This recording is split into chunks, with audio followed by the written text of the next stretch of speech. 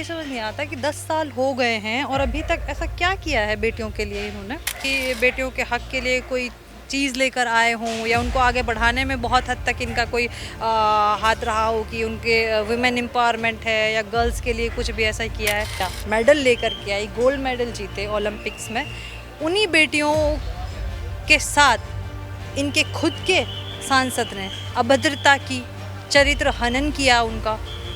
इनको 8 minute 36 second में, सिर्फ 8 मिनट 25 सेकंड, 8.5 मिनट कह सकते हैं कि स्पीच में इन लोगों ने आधा मिनट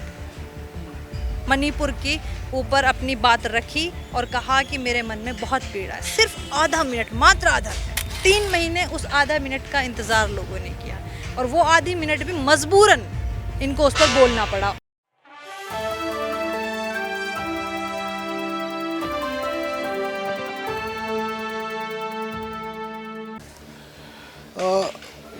प्रधानमंत्री नरेंद्र मोदी दिल्ली से और कई मौक़ों पर ये बोल चुके हैं कि देश में अमृतकाल चल रहा है और इस देश में बेटियों की स्थिति बदलनी चाहिए। प्रधानमंत्री ने नारा भी दिया बेटी बचाओ बेटी पढ़ाओ, लेकिन जो हमने मणिपुर में देखा वहाँ पे स्थिति कुछ दूसरी देखी कि बेटियाँ भागती हुई दिखी और अपनी इज्जत और अपना चरित्र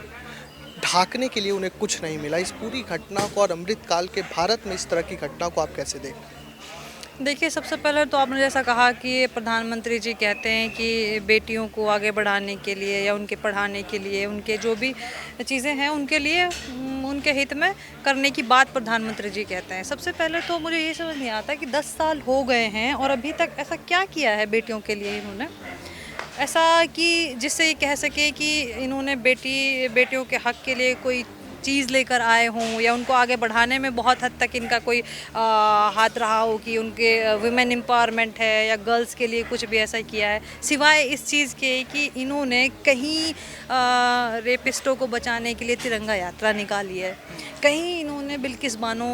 के रेपिस्टों को जब उनको बरी किया गया है तो उनको अपने कार्यालय में, जिला कार्यालय में बुला करके फूल मालाएँ पहनाई गई हैं। कहीं इनके खुद के सांसद ब्रजभूषण जी के ऊपर पहलवान बेटियां, जिन्होंने इस देश का नाम पूरी दुनिया में किया, मेडल लेकर के आई, गोल्ड मेडल जीते ओलंपिक्स में, उन्हीं बेटियों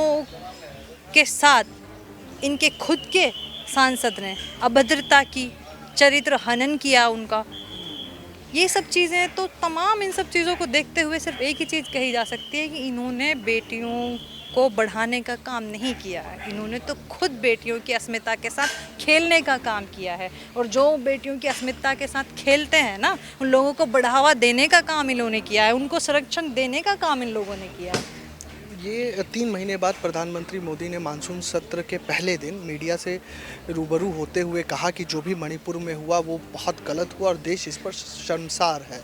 8 मिनट 35 सेकंड तक उन्होंने अपनी बात को रखा। 3 महीने बाद प्रधानमंत्री का मणिपुर के मसले पर बोलना इस देश में किस तरह का संकेत देता है? मैं उस बोलने को भी बोलना नहीं मानती हूँ कि एक तो 3 महीने बाद वो बोले हैं और 3 महीने बाद भी जब वो बोले हैं तो संविधान के सत्र से ठीक पहले उनको पता था, कहीं ना कहीं उनकी मजबूरी थी। जिस तरह की वो वीडियो वायरल हुई है, इनको पता था कि सत्र शुरू होगा, विपक्षी पार्टियाँ और तमाम अपोजिशन के लीडर इनको नहीं बोलने दिया जाएगा, क्योंकि हरकत ही कुछ, घटना ही कुछ ऐसी थी कि किसी का भी दिल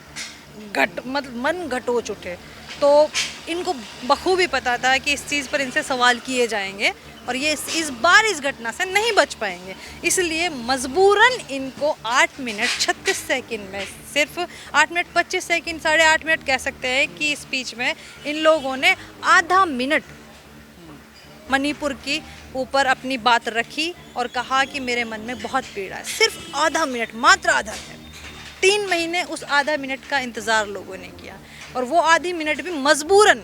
इनको उस पर बोलना पड़ा। और उस आधे मिनट के बाद भी ये देखिए कि कितने संवेदनहीन इस देश के प्रधानमंत्री है कि आधा मिनट बोलने के बाद तुरंत उन प्रदेशों की बात की और वहाँ की घटनाओं की बात करने लगे, जबकि वहाँ आज तक आज़ाद भारत में इस तरह की घटना कभी कहीं नहीं हुई होगी जो ये घटना थी। तो सीधा राजस्थान गिनाने लगे, और दूसरे प्रदेश गिनाने लगे जहाँ जहाँ इनकी सरकार नहीं है, कांग्रेस की सरकार है। इस तरह के मतलब स्पीच देना इन्होंने शुरू कर दिया। तो आप समझ सकते हैं कि इस देश के प्रधानमंत्री का क्या माइंडसेट है और कितना वो चिंतित हैं इस देश की जनता के लिए, इस देश की बेटियों के लिए, महिलाओं के लिए। मणिपुर खुद जला है या उसे एक राजनीतिक षड्यंत्र के तहत जलाया गया है, क्योंकि अगले साल लोकसभा चुनाव 2024 है कि विपक्ष वहां उलझा रहेगा और जो उत्तर भारत है, खासतौर पर राजस्थान, मध्य प्रदेश, गुजरात, उत्तर प्रदेश,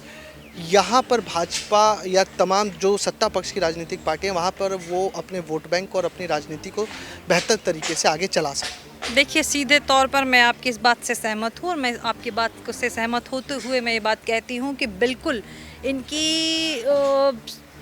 एक सोची समझी स्ट्रेटर्जी हम इसको कह सकते हैं। क्योंकि आप ये सोचिए कि अगर कहीं किसी प्रदेश में ऐसा होता है, 3 महीने तक वो चीज़ कंटिन्यू कैसे चल सकती है, जबकि सेंटर में भी आपकी सरकार है। ऐसा नहीं है कि प्रदेश में आपकी सरकार है, कुछ चीज़ों की ज़रूरत आपको सेंटर से पड़ रही है, केंद्र में भी आपकी सरकार है, प्रदेश में भी आपकी सरकार है, और 3 महीने तक, 1 दिन 2 दिन या 1 हफ्ता नहीं, 3 महीने तक लगातार बहुत लंबी हिंसा रही है। ये बहुत लंबे टाइम तक ये घटना चलती रही है और मुझे लगता है कि अभी भी पता नहीं थमी है या नहीं थमी है। जिस तरह की वो वीडियो परसों वायरल हुई है और उन चीज़ों को छिपाने की भी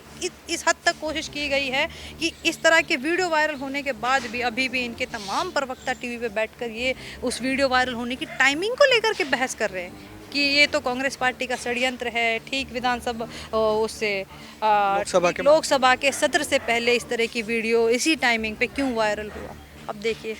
मतलब अभी भी ये लोग उसके टाइमिंग को लेकर के चर्चा कर रहे हैं। इतनी शर्म इन लोगों के अंदर नहीं बची है, इतनी शर्म इन लोगों के अंदर नहीं बची है कि कम से कम ऐसी सिचुएशन में तो ये लोग राजनीति ना करें। कम से कम अगर अब खुद इस चीज़ को